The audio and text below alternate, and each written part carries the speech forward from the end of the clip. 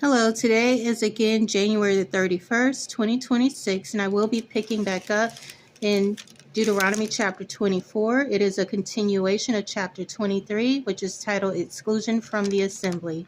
And it reads, if a man marries a woman who becomes displeasing to him because he finds something indecent about her, and he writes her a certificate of divorce, gives it to her, and sends her from his house, and if after she leaves his house she becomes the wife of another man, and her second husband dislikes her and writes her a certificate of divorce, gives it to her and sends her from his house, or if he dies, then her first husband who divorced her is not allowed to marry her again after she has been defiled.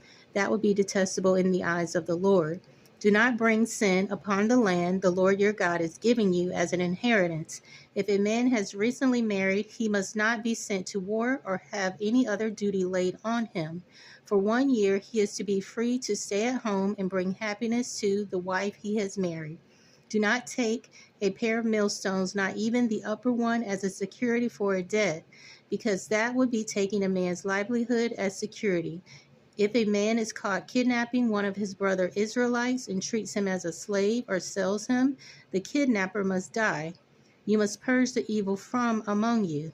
In cases of leprous diseases, be very careful to do exactly as the priests, who are Levites, instruct you.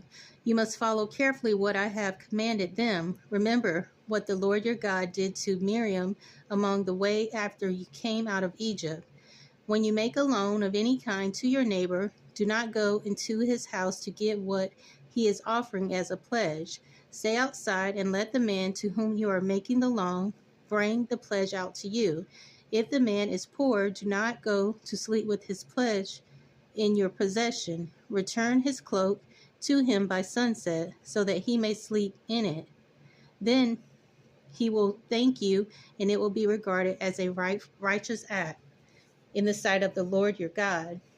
Do not take advantage of a hired man who is poor and needy, whether he is a brother Israelite or an alien living in one of your towns. Pay him his wages each day before the sun set, because he is poor and is counting on it.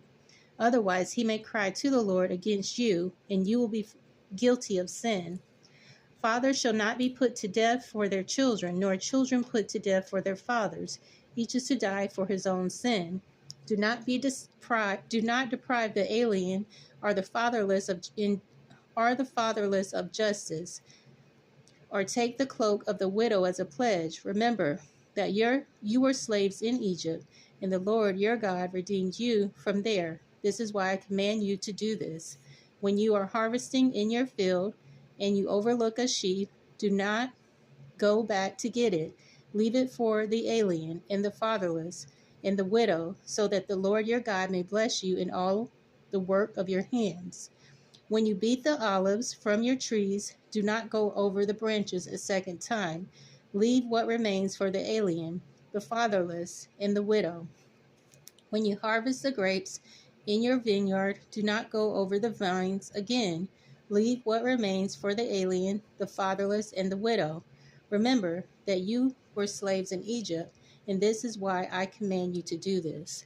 So that is the end of Deuteronomy chapter 24, and it will continue on in Deuteronomy chapter 25.